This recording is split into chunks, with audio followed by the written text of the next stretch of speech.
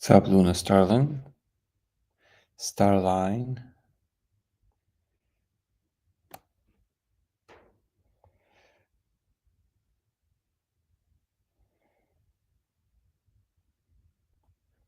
Better Brains, Great Handle. MJ Magic Woman, how are you? Welcome everyone who are joining on YouTube.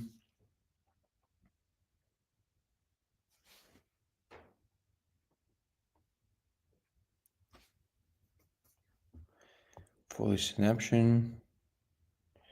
David. Welcome everyone. Simulation Top 181. Today is going to be a super short one. I'm just kind of checking in. Say hello, good evening. Long day of packing for the move. Lexus, how are you? Sam. Good to have you. How are you, Sofa King? What's up, Terry? Again, super excited about your Vipassana retreat tomorrow. Good luck. Can't wait to hear the stories. It's going to be transformative, I promise. Bercholos. Good morning and good evening to us. Divine is in the house. Charles, Warrior Monk, open-minded. All right, welcome everyone. Again, this is going to be a super short one. Just checking in. See if we can, give a couple of subjects a stab. And then we'll call it a night. Meow. Meow is great. What's up, Billy Edwards? Patty.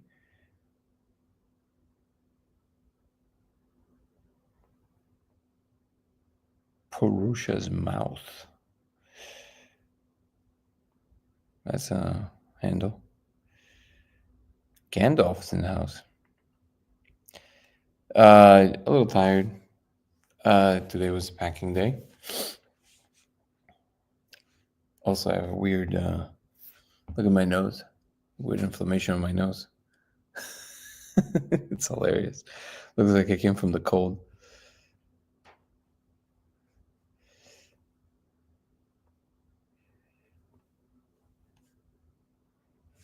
Well,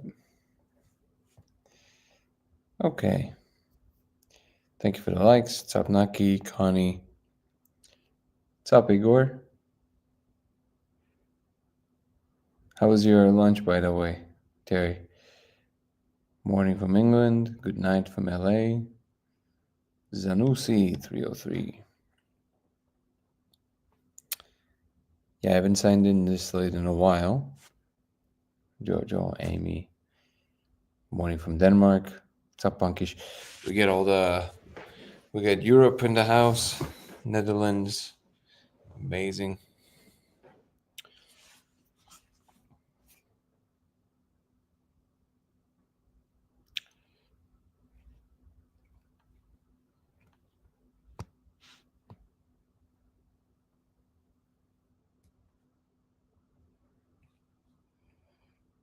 What is up, Neft Exotic?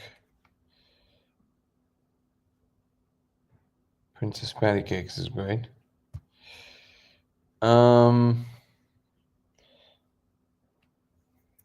Good, Leroy. Good to have you here. Thank you for the gifts.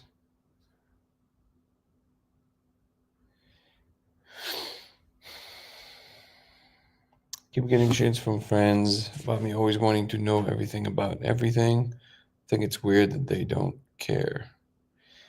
That is a weird sentiment that people recently hold, which is like they don't really care to know things. What a weird, I'm telling you, it's a weird mind virus. What's everyone reading at the moment? You mean what kind of good books?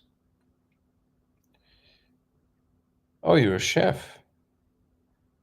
I didn't know that. That's amazing, Terry.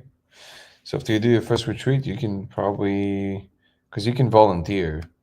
After the first retreat, you can technically volunteer in the one after that, and you can be the chef in the kitchen. That would be amazing. Because usually you said you work for an Italian restaurant. Italian restaurant chef. That's not bad, man. It's a good skill. Lucy, how are you?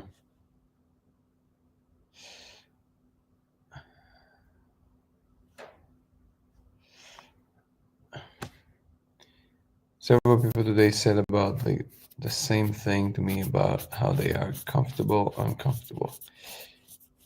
Wait, what? 30 years. Comfortable, uncomfortable. That's not the same as not wanting to know. Being comfortable, being uncomfortable when you have to, that's a good skill. Not knowing something and not caring that you don't know, even though you can, that's a weird one. Have a dance silent retreats? Yes, I do. I try to do at least twice to a year.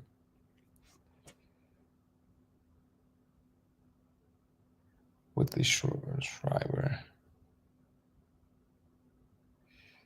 Igor is reading The Fourth Ming by Whitley Schreiber. Yeah, Vipassana. Try to do at least twice a year. One sit, one volunteer. That's usually a good balance. And I highly recommend it.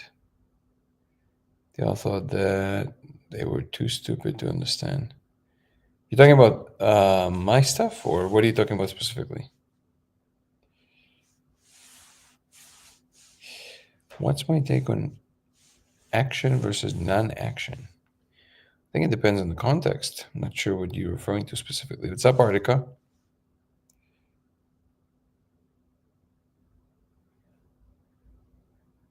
I think constraints are important in all the ways. Action, non action sounds a little vague. Dobre noche. 111 indeed. Well, wait, what is 111?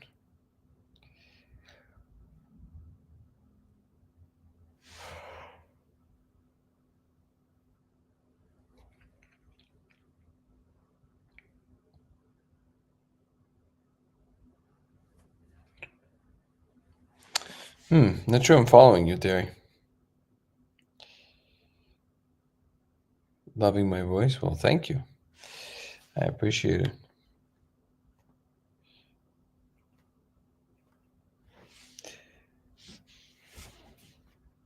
Hearts indeed.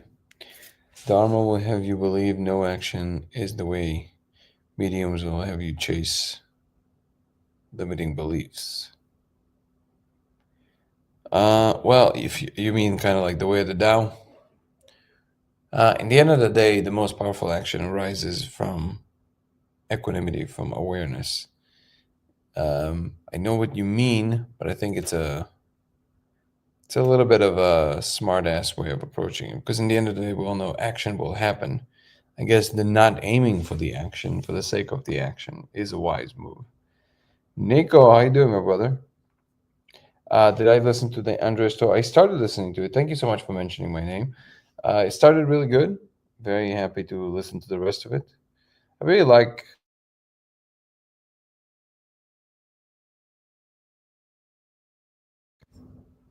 Can you guys hear me okay on YouTube?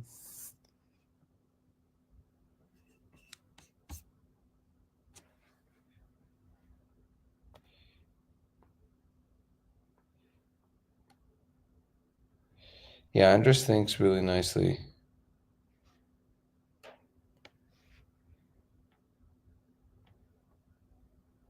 Yeah, he's amazing. Oh no, I know you're not trying to get be a smartass. It's not what I meant. I meant that phrase, the non-action by contemplatives. It's a little bit of a smart ass move. It's incorrect, of course, because of course you take action, right? But what it's alluding to is that if you don't try to take an action, thank you, the correct thing will arise through you, which is the non-action action, which is of course a smart ass move. Oh, no worries, brother.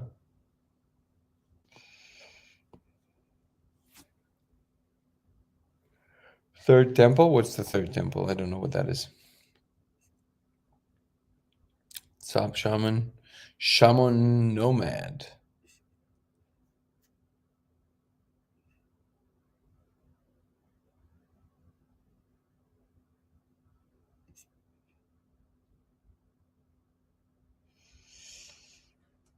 Steve Jobs. That one I didn't get yet. Steve Jobs is a new one. I'll add it to the list. Andres was talking about impedance matching. Are you familiar with that? Um, man, I need to refresh my memory. I haven't gotten to that part, or maybe I missed it. In the Was it in the beginning? What I do like about the way that Andres thinks in general about these questions, anybody who doesn't know, we're talking about Andres Gomez.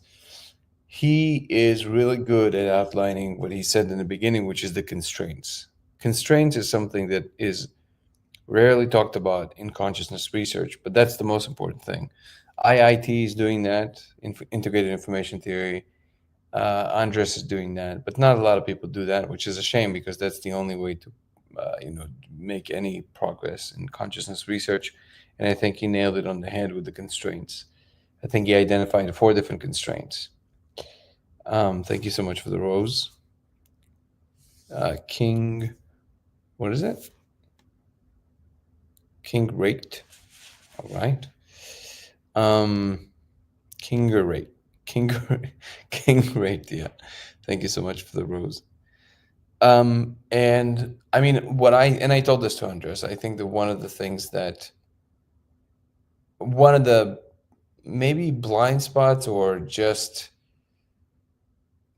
things he's not really dealing with is what I call the container problem, which honestly, unfortunately, it seems to point to the fact that really the task itself of entering where consciousness came from, is the same as entering where everything came from. And it seems that the container problem, which I will explain in a moment what it is, it basically makes the task insurmountable, like insurmountable in principle, because of the container problem, which simply states whatever it is that you postulated so far, no matter how logical, rational, and hermetically sealed, you can always ask, but what is it in? And if the answer that comes back is of the flavor of idealism, which is, well, the question doesn't make any sense because the thing in its totality is not in anything, it just is, well, then there's no point of pursuing the question, is there? Because then that means you basically skewed away from even trying to answer the question. That's the container problem. So either you say, okay, I'm trying to ask a different question, and you're admitting that from the beginning. But if your actual attempt is to answer the ultimate state of affairs and the ultimate origin of consciousness, you will always have the container problem, which takes you to square one, in which what is it in? You see what I'm saying? Let's see.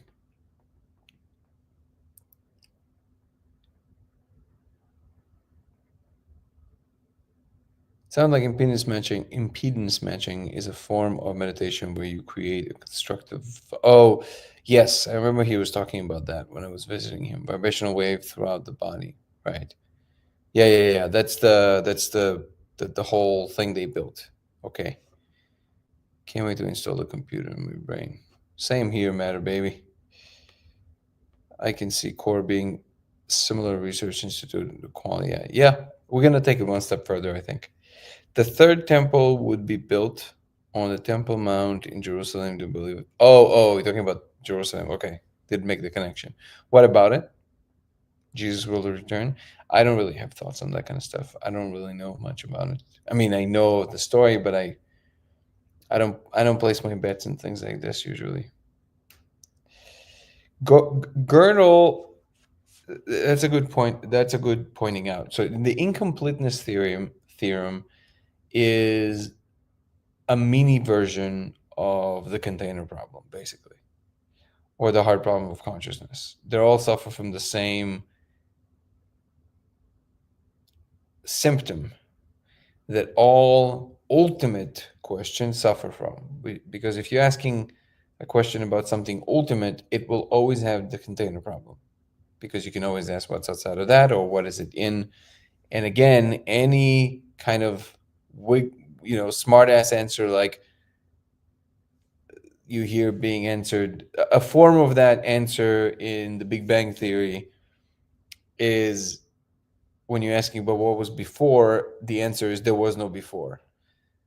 That's of course is nonsense, because of course there was something, right? Otherwise, and then basically what people do is they try to shift the attention from what is being asked to something else, and they say, well, in reality there is no such thing as nothing, and there is no, or the thing that you thought was nothing, it was a super flux, quantum fluctuations. Okay, well then it's not nothing. How did that come about? Well, that just existed. Oh, here we go. So why do we even ask the question, right? That's always the container problem. That's because the ultimate questions will always have this element. You will, if you want to potentially answer the question, you have to first admit that whatever answer you're going to give, it will have to include some formulation of a state that gave rise to itself in a way that does not uh, basically make itself illogical. I always say the universe is basically the impossible object, and I do mean the impossible. The universe is impossible that exists. The universe is impossible, and yet it exists. That's wild. The universe is the biggest conundrum and is the biggest paradox possible. It is the snake that eats its own tail, and that is exactly why everything aggregates around this question. Gödel's incompleteness theorem essentially, well, it's a little bit more, it's a smaller version of this, but this is a good pointing out. In computation or in set theory, you have P versus non-P, same question. But basically, the reason it's a mini version of that is because it just states, the incompleteness theorem just states that there are problems in mathematics that we know the answer to, and we can prove that mathematics is incapable of tracking the how you get to that answer. So it cannot prove it, but you somehow know the answer to. So how can you know the answer? Because in mathematics, if you know the answer, you have to be able to prove it. But if you show that you know the answer and yet you can also prove that you cannot prove it, that is the snake that eats its own tail. Like, how can you know? Which is what led, for example, why am I spacing on his name? Help me out here. Penrose, to say things like, well, this is proof that he used it in the theory of microtubules. This is proof that consciousness is not computational, because computationally, there's the computational version of the incompleteness theorem, which is the irreducibility of computation, which means that certain processes can never be circumvented. You have to compute the full process in order to know what happens, and there is no way to shortcut the process. So you think the irreducibility of computation is essentially the incompleteness theorem applied to computation. And because computation is the only thing we're relying on to show what is actionable versus what is theoretically possible, then you basically you have to ask yourself the question, which is what Penrose asked himself: what does that mean if all the consciousness is computation? Then how is it possible that consciousness knows the answer, and you can show that you cannot compute the answer? So that means consciousness must be something else. Now, I think that's almost like a childish way of approaching it. It's like, well, you can't tell me what the answer is, so there is no answer, therefore I proved my point. Sounds a little silly to me. Of course, there might be answers we haven't thought of. Also, don't forget that the word proof in mathematics, even though it means something very technical and specific, you basically can show all the logical steps that makes any other claim about what the answer might be or about the process untenable. So you show that that is the only path, and therefore, or the only few possible paths, and therefore that is the proof. There's still room there for potentially, well, one example would be that it's just so the case, it might be the case in reality, that whatever computation is at bottom doesn't actually follow a linear progress. It might be of a fractal nature. So, for example, just like in the Mandelbrot set, you have, when you go into the bulbs and then all of a sudden the process repeats itself in many bulbs at once, where it's possible the computation, just by the nature of the geometry of reality itself, is of that kind of flavor. And then it would make sense that if the process repeating itself at the core of whatever the answer is the same process repeating itself again as a fractal in your brain, almost like in a superposition or entangled. And then the answer because the answer in your head is literally the structure, whatever it is that you're looking at. But it might be that in order to get to the proof of it, you would have to travel through an extra spatial dimension, let's say, in the geometry of whatever space-time is or reality is. And because you cannot do it from where you're sitting, maybe even logic cannot follow it through, then you would have this severing that seems to be the case, but it's still computational.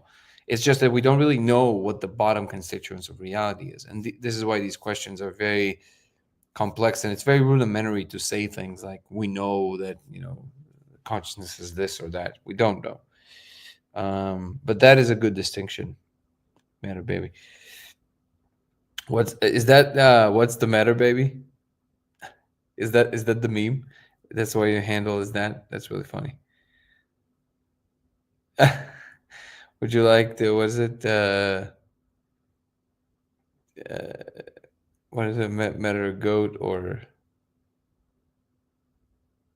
something big? Oh man, my brain is out of it. Never mind. It's complicated for sure.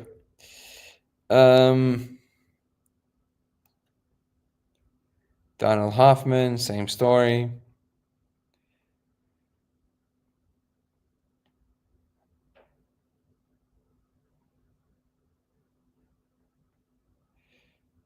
Turtles all the way down or computations all the way up. Yep. The halting problem, exactly.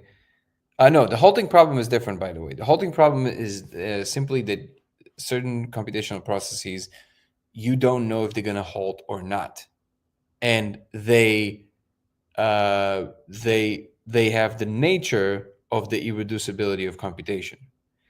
But the halting problem specifically refers to a case in which you don't know if it's going to halt or not. The irreducibility of computation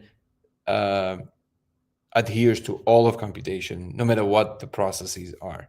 As long as it's not an algorithm that has a very defined output or a state of halting, then really, as long as the computation is long enough, all of it is computationally reducible. All of it. The halting problem is just one aim of seeing if that one thing will happen, which is the halting. But you can.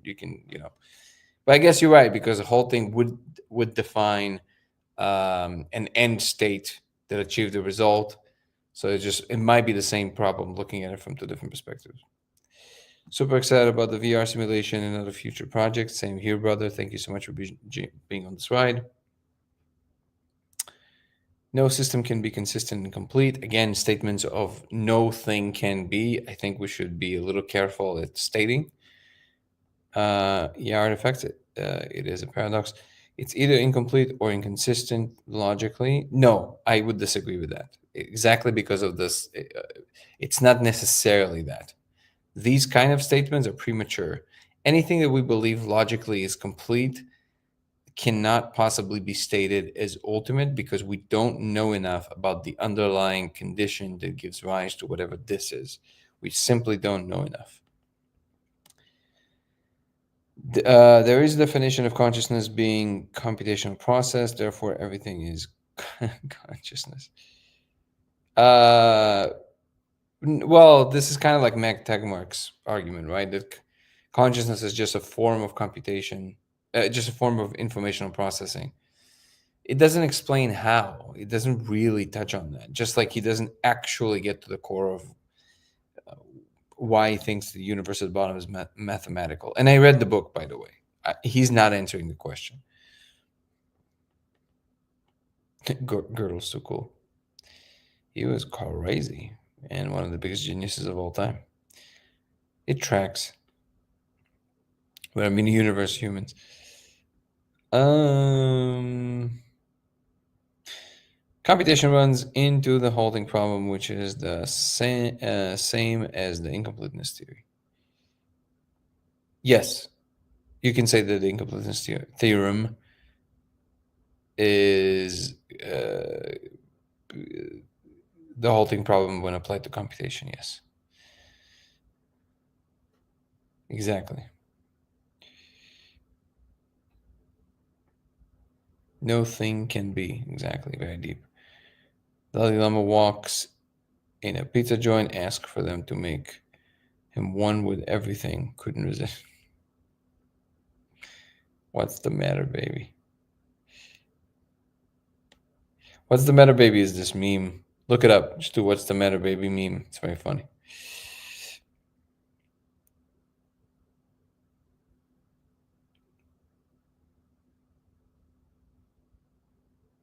And wait. You're saying what is just the incompleteness theorem? The halting problem?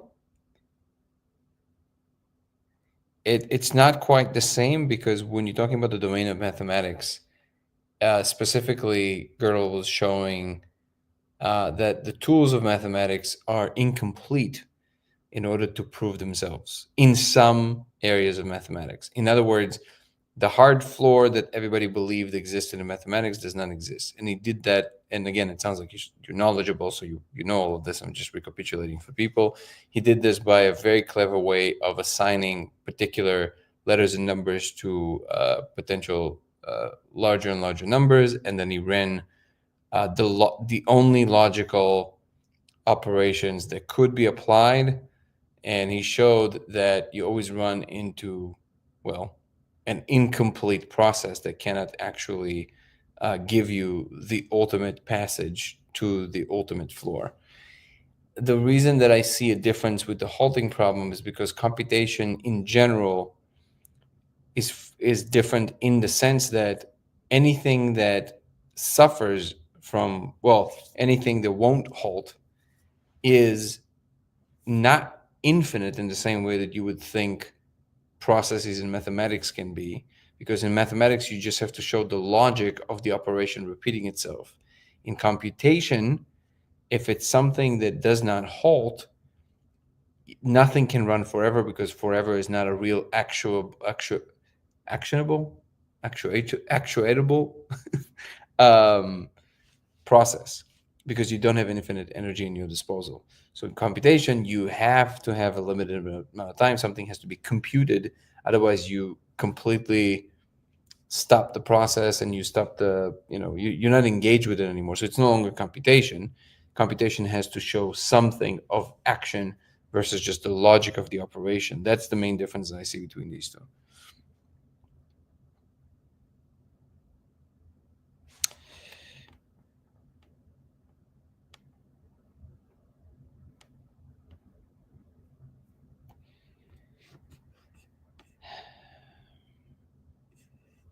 Let's see what Sofaking is saying. Sorry, guys, I wasn't ignoring you. Why does it matter where we are from and how we got here? I thought about what you asked me. Why I need to know. I have this sensational urge to know more.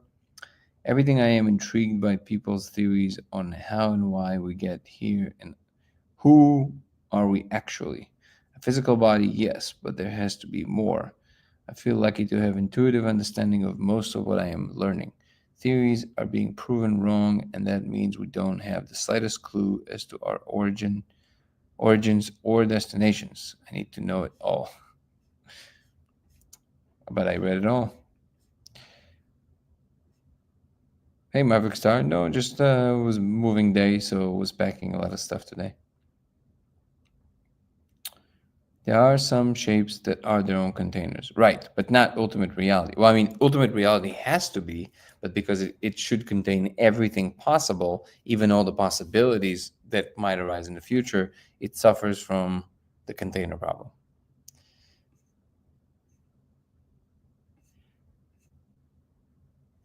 Ebony's now with us today, I believe. Is there a movie that has all the theories listed? Definitely not. I mean, there's some videos that call themselves that, but yeah, you don't have anything like that.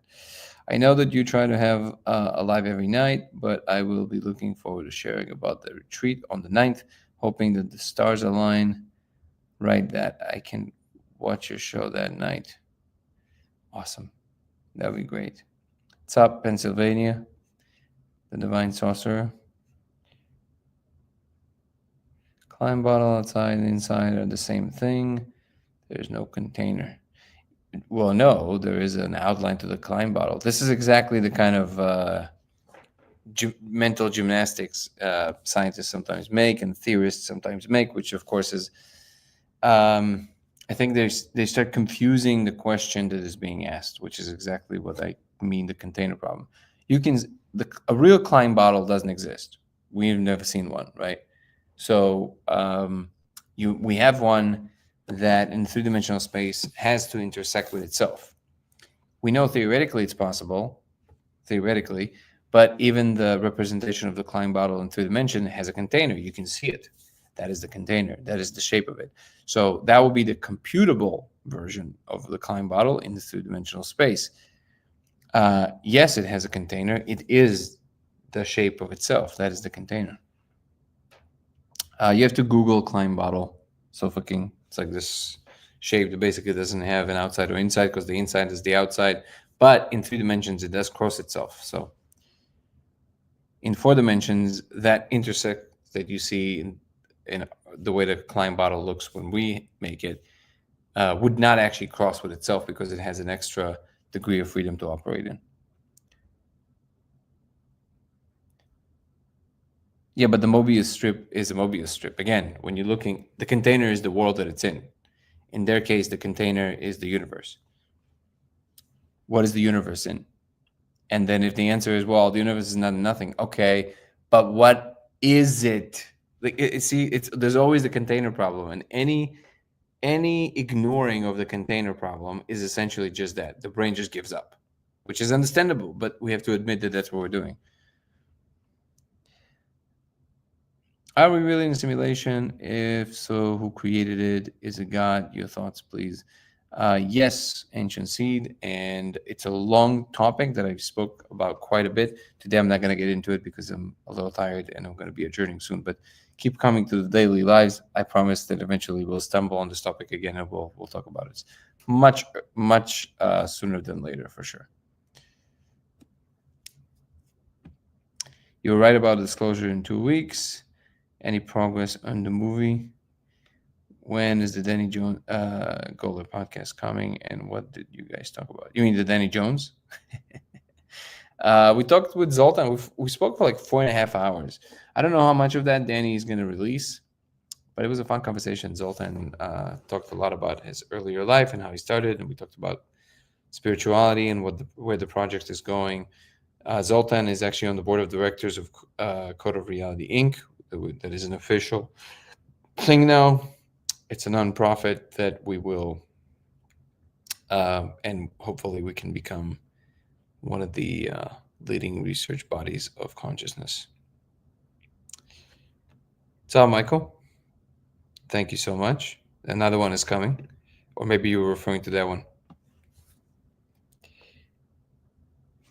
Reality is a programmable frequency field, and consciousness is the key to altering it. I think reality is consciousness. I just started one. It'll take a while before it gets the full-fledged, nonprofit thing, but it is officially an entity now. It's something. Consciousness is a simulated multiverse in a quantum observer. A cymatic frequency tuner reality mode. Thank you, Customizer. It's a good handle. I like it.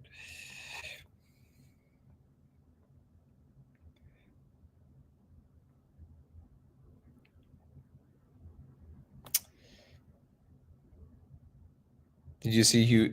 Yeah, I did watch. He sent me a picture yesterday. Chase sent me a picture yesterday. Good interview. There was a little. Was it just me, or there was like a weird There's like an awkward energy in the beginning. Did you notice that? Do I make music? No, unfortunately, no.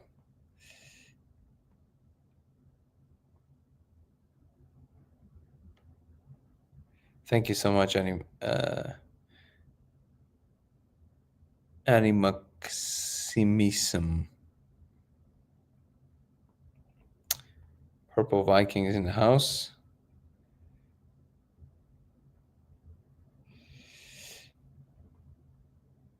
Matryoshka, exactly.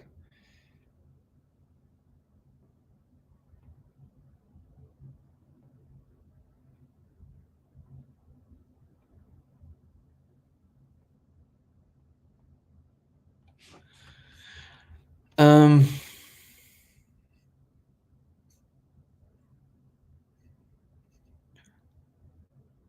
Zoltan is effing red, smart and chill dude. Would never have guessed. Yeah, he's amazing. Chase just did Rogan. When are we seeing there? Hopefully soon. Smart rockets. Wait, smart rockers. That's why I love Bad Religion. All very educated. There you go.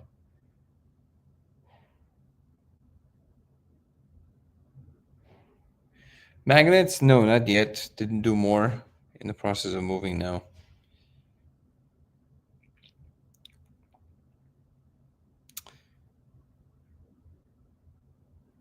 So you felt the weird vibe, right? When they were talking about his brain. Yeah, it was strange. It was like a. It's almost like I don't know. I don't know what it was. It was strange. No, no new sauces from the frog people. All right. One. Good time. Good time to adjourn. Guys, apologies today. I'm a little, as you can see, run down. Long day. I'm gonna have to hop off. Love you all. Thank you so much for making this community what it is. I will do less of the thank you to specific people today. I'm having a hard time remembering, so just I'll thank everybody as a whole. Thank you so much for the members, for the people who are coming here on a regular basis and making this community what it is. I really appreciate you. Thank you for the gifts, and thank you for the questions. If you want to follow me across platforms, it's Danny Goller on TikTok and Instagram, Goller Danny on X, LaserX83 on Twitch, and Dango Thoughts on YouTube, DANGO Thoughts. If you feel called to do so, please join the membership program, which includes Zoom calls with me. We had one today, and it was lovely. I love those. We have a weekly live for members only, aside from the daily lives, and we have early access to all the content that I'm producing. In addition to that, there will always be some Easter eggs of private stuff from my life. There will be nowhere else but on YouTube members. So if you feel like you want to contribute to the project, please join. It's definitely worth it. And there's going to be a lot more things coming. Thank you guys. Thank you for the encouragement. Thank you for the love. I appreciate you all. See you tomorrow. I think I'll do one tomorrow. But yeah, see you tomorrow, guys. Have a good night. Peace and love. Ciao. Have a good night, everyone.